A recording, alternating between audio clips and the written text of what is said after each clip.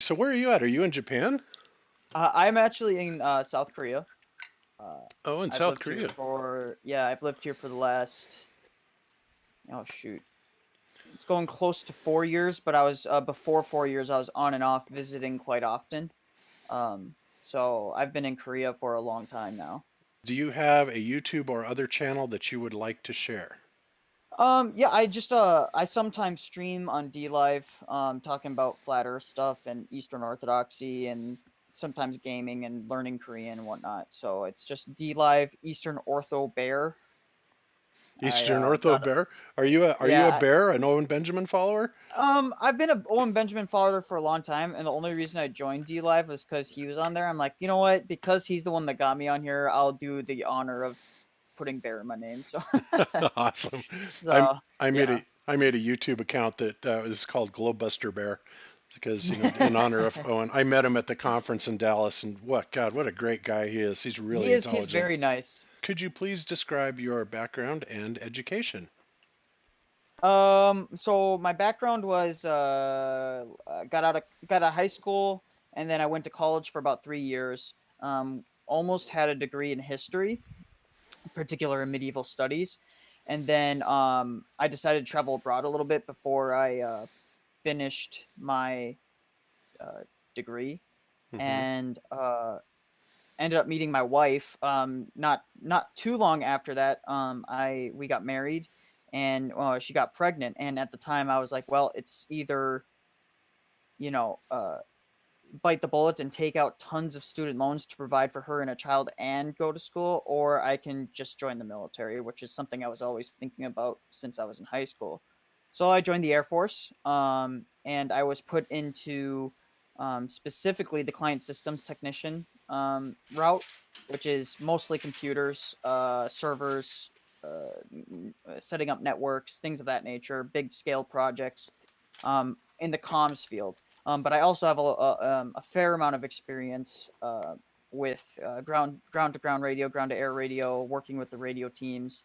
So we had to learn all of that. So I have a wide variety of background and a lot of experience with a lot of different career fields because everyone breaks computers. So Yeah, yeah, exactly. That's kind of my yeah, what I've gone into lately is computer and IT network engineering. But yeah. my background's always been in communications engineering and RF. But the last 20 years or so, it's been nothing but computers. So where'd you go to tech school at? Kiesler. That's where I went to tech school.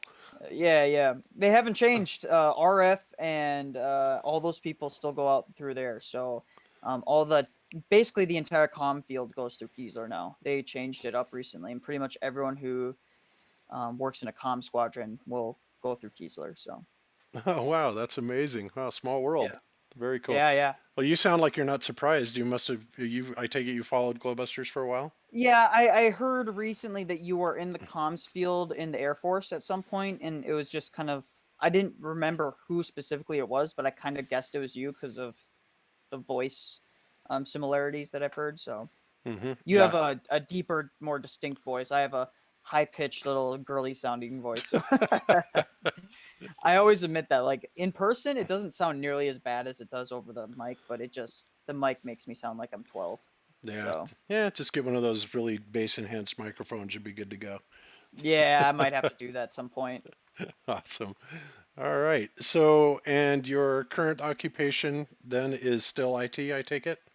Yeah, I was in IT up till recently. Unfortunately, the Air Force messed up my out processing, so the company couldn't keep me hired on because my clearance is still being held with the Air Force, and they didn't release it on time. So I'm currently in the market looking for a new job, but that's basically my career field is IT and communications, Okay, cool.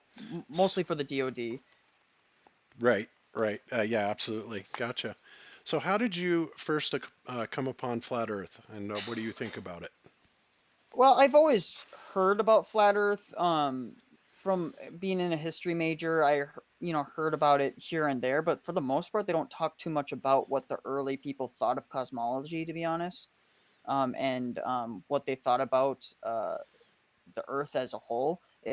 History, for some reason, tends to wipe all that. So I had a little bit of experience with that, but I didn't really start seriously getting into it until early 2019, and that's when I started looking into some of the stuff. Actually, the for my first experience was with Taboo Conspiracy, and I was like, oh, that's interesting, and kind of left it at there. And then it was when Owen Benjamin found Taboo Conspiracy that I actually was like, oh wow, that's a lot of compelling points, and that's when I started really digging into it and second guessing some of the stuff that I was previously just taking for granted. So Yeah, that's wow. That's been very, very recent then, because I remember when Owen did that video where he was highlighting Ben's work.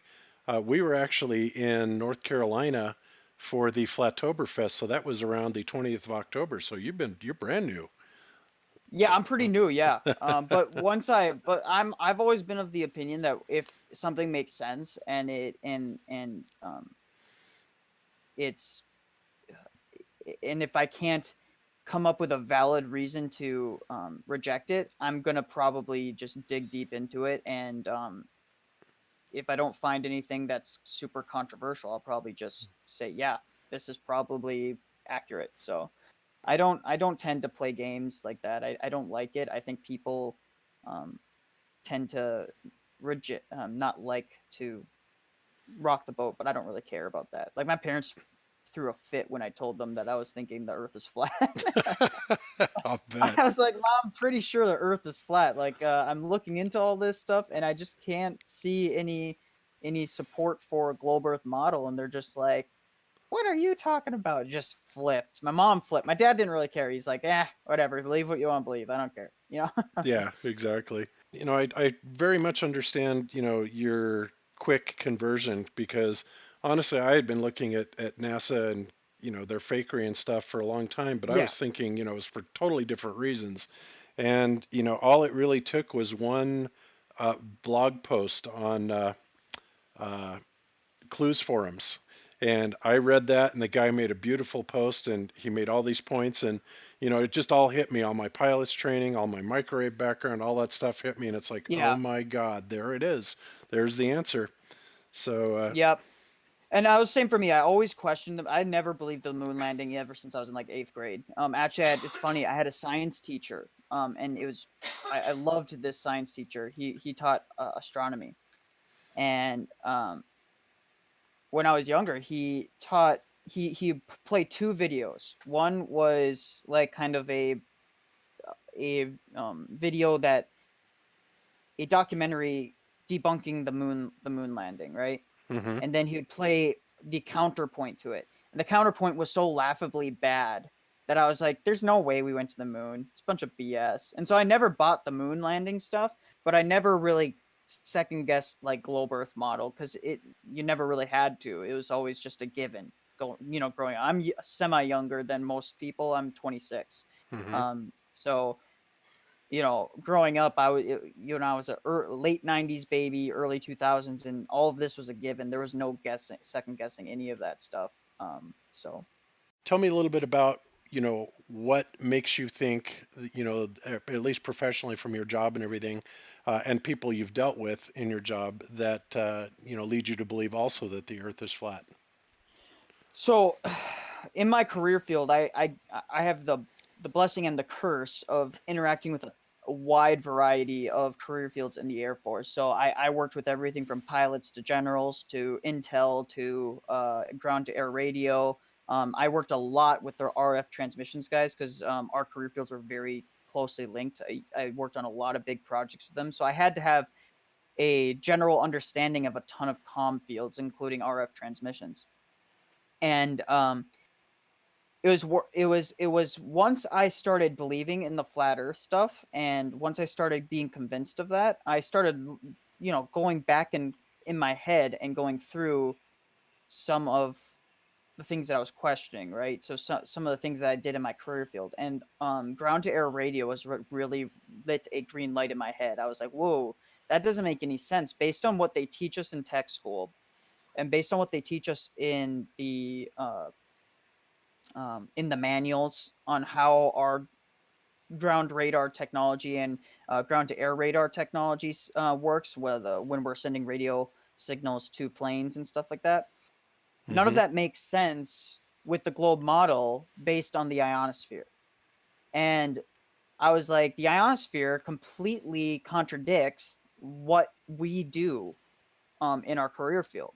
I said it makes it nearly impossible if what they're saying is true. Now they could probably come up with some convoluted excuse, but it just doesn't make sense. So I remember I think it was I'd put all the puzzle pieces together for the ground to air radio stuff when you guys had uh, a podcast about the very first long distance radio transmission. Hmm. I can't remember who did that. I'm still blanking on the name, but I remember everyone thought all the major scientists of the day said there's no way you can send a radio wave that far because of the curve of the Earth. It's going to stop. It's going to block it Yeah, it was Marconi, by the because way. Hmm. and and I was like, well, that makes sense because the idea of the ionosphere wasn't even theorized at the time. Hmm. And I'm like, if they didn't theorize it, when you're sending a signal, a radio wave signal into the air, there should be a mathematical curve that you can measure. So if you're sending a radio wave frequency at a certain level into the ionosphere, we should be able to on some level be able to measure the mathematical curve of how much the ionosphere curves the radio waves. Right. But he didn't take any of those calculations into consideration. So if that's the case, it was either a miracle he managed to send it to the right spot, because if he didn't do any of those calculations, how did he hit the right spot? How did he even know it was going to go to the right area? So I'm like, for that's one major problem with the ionosphere is they theorized it, but the person who got the radio signal to go there to begin with didn't even take the mathematical equations into account. So how does that make any sense at all as to how it works? Because Exactly. and then and then if you think about the ionosphere is theorized to be part of the atmosphere, right? It's a layer of the atmosphere, but it's not a thick band. So when you're taught about it in school, they don't really go into much detail as to what it is because they don't actually have much evidence for what it is. They just kind of generally give you this kind of hand waving explanation that it's a part of the atmosphere. But if you know anything about air and the atmosphere in general, it's not like a thick band. Like all these different layers of the atmosphere aren't a band, they're graduations. So they slowly become thicker and thicker until they meet a certain threshold of being mostly of one thing. That's why they call it a different layer. Right. And so there should be a gradual the ionosphere should be gradually getting thicker and thicker, but by that argument and by that train of thought, that means that it should gradually warp the radio wave signals that we send up there more and more and more until it reaches a certain point. But we don't see any when we're sending radio transmission signals, we don't see any effect on it really at all. Hmm. Um, it just magically somehow curves, and we don't see a graduation. It just hits this band and it just curves down, and it's like that doesn't make any sense with how the atmosphere works on any other thing that we know of that we can actually test. Hmm. We know that the atmosphere gets a little thinner the higher you go, Hmm. but they're suggesting the opposite, that the ionosphere gets thicker as you go closer, but there's no evidence that there's any ionosphere up to that point. The only evidence they have is that it allegedly curves. So for me, I started questioning all that. I'm like, okay, so let's think about this. Some of our most advanced, and I think, did you say you were a pilot? Yes, I am. Correct.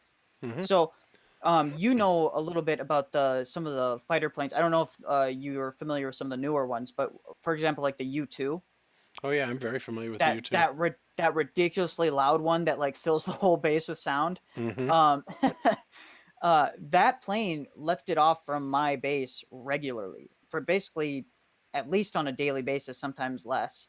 Um, in any given week, and we know that those planes go so high up in the air at some points that they skirt along the very edge of what we can even consider the atmosphere. And yet we can send, when we send signals to those planes, I have friends that work on that stuff. When they send radio signals to any of those planes that are so high up in the air, they just do a straight shot. They said we just point and aim. We don't take any, the equipment doesn't take any sort of mathematical curve into consideration. And even though they can argue that high frequency can go further into the atmosphere, it still has a curve eventually, and there's still a warping effect that they argue happens. But they don't take any of that into consideration when they do it. Right. So for me, that just tells me that either the ionosphere is a bunch of BS, and either there's something else that is causing the radio waves to curve around allegedly the globe, or the Earth is flat. And then for me, what is the simplest answer? The simplest answer is that it's actually flat. Yeah. It doesn't. So for me, the ionosphere has no evidence for it, and there's a ton of evidence that contradicts it. A lot of the technology we use doesn't take it into it doesn't factor it in at all. And so that's kind of what Yeah. that's kind of the big thing for me. And also I've talked to a lot of pilots, and a lot of them, when they're comfortable with you, and they're at the bars off base and stuff like that, they'll tell you, they're like, yeah, man, I never seen any curve, and they'll say stuff like that. And some of them obviously don't even think about it. They're just like, yeah, I don't really think about it. But because honestly, and no offense to you, but a lot of the pilots are jocks. They Exactly. they know how to fly the planes, but they're not technical know-how guys. So Exactly. I'm more of a technician, so I look into all this stuff. I'm like, oh, well, that's interesting. Well, why does it do this? But they're more of like, I just like flying, man. Yeah. Well, So, in all honesty, I wasn't an Air Force pilot. However, I got my pilot's license at the Keesler Air Force Base Aero Club. Um, oh, okay, okay. yeah. So, and I paid for all of it. I lived there. I would take people on flights, to oversee Biloxi and, the Gulf Coast in general, because it Mhm. was really a scenic area, especially from the air. Mhm. But I was a 303, which was ATC radar, not an operator, but a technician. I did a lot of TDY, installing them and repairing them and stuff Yeah. like that. So Yeah. I was very definitely on the technical side of it also. But you're right. There isn't. I've never seen any curve, and of course I've never flown any jet aircraft. But when you think about everything you are ever taught about as a pilot, they never teach you anything about curvature or global navigation or you know No. anything spherical. It's just not there. And people like uh, Wolfie 6020 that say that is true, they're full of it. Um, No, you know, they don't, and I could tell them for a fact that none of the career fields that I've ever talked to have ever, and I don't like just say, hey, do you believe in the flat Earth? I just be like subtly like, so like how do you, like, when I'm asking about the equipment, I'll be just like, so how do you factor in the spin of the Earth and the curve of the Earth? They'll just look at me weird and be like, we don't, like, you're like, why exactly. why would we do that? And they don't even second guess it, because it's like, we don't need to. It's like, there's some reason, but we're not going to look too deep into it, because they're not the most technicians aren't the guys that develop any of this stuff. They just maintain it. Right. They don't actually like create it. They don't understand every intricacy of it, so a lot of them won't look deeper into it. And another thing is, and my brother's in the Air Force as well. He's still in. Uh, he works out of Seattle. Without fail, from Seattle, we would fly. And I've talked to pilots about this. They said they don't understand at all why we do this, but they say we go from Seattle along the edge of Canada, through along the edge of Alaska, down through Russia, down through China. They said that makes no sense. It's almost doubling the amount of time and fuel that we have to use to get to these places on the globe Earth model, because Right. they're talking to me as if the globe Earth is a given. So that's kind of my general stuff that really made me go like, nah, none of this adds up. We're probably on a flat Earth. Now, is it a flat Earth, or is it something else? I don't know. No, like, I don't know. But I do know that there is no significant curvature, and there's nothing to suggest that we're a spinning globe. Right. So Yeah. Well, I certainly believe that it's flat. We've done enough tests, and all my research lead me to believe that it's absolutely flat. But how long it goes or how far it stretches, I have no idea. But so yeah. getting back to the RF communication stuff, I just wanted to make a couple Sure. comments about that. But yeah, I'm very familiar with the U-2 plane, and it's probably up there, getting close to the D layer of the ionosphere, the so-called ionosphere, which Yeah. starts at around 60 kilometers and goes up to about 80 kilometers, something like that. And I don't think that the U-2 could possibly fly that high, but maybe, you know. Um, It skirts along the edge, if I remember. yeah, and then of course after the D layer comes the E layer, and the E layer is where I have found a lot of interesting anomalies. I mean, the E layer, which starts at basically about 62 miles or 100 kilometers, all kinds Hmm. of things seem to stop there. And to me, that's the hard barrier firmament, if you will, that I think is actually there, and I think there's a lot of evidence for it. But uh, I think in between the D layer and the E layer, if you are down in the lower bands, like the HF bands, that you can have what would be kind of a ducting effect in between those, because as I'm also a ham radio operator, and one of the Hmm. things they taught us in ham radio is the way that propagation works in the HF bands, which would be like 3 to 30 megahertz, or Yeah, 1 yeah, to 30, etc., is that you fire off your Yagi, it bounces off the ionosphere, comes down, bounces off the Earth, then it goes back up and bounces off the ionosphere, and it'll actually go around the world doing that. And of course, now, the more I've learned about it and the more I think about it, it's like RF signals do not bounce off of the ground in general. They can bounce off of things on the ground, hard things like metal, things like that. But it's the natural way of things for electromagnetic energies, etc., to return to Earth ground and not leave it again. So, I started thinking about that, and that, you know, became instantly, BS for me, because I was trying to figure out, well, then how are we getting these long yeah. distance communications? And yeah, I mean, obviously there's line of sight, which explains most of it. But I believe that atmospheric ducting is also a very big part of it. That can, actually facilitate like what's called QRP, or low power communications. Yeah. If a pilot buddy of mine can receive uh, um, RF signals, basically, Hmm. from way further than should be possible on the globe Earth model as well. Hmm. So that's another problem. But that's not as much to do with the ionosphere. But allegedly, if the globe Earth model is there, it should hit the ionosphere before it ever gets to the plane. But it still gets to the plane without any curve. And Right. like I said, no one factors in any sort of distortion effect from the ionosphere in their equipment or in their mathematics. And I think the big nail in the coffin is that original test. That guy, even if they say, oh yeah, the instruments are automatically tuned for the curve nowadays, right? Let's just say they use that excuse. Hmm.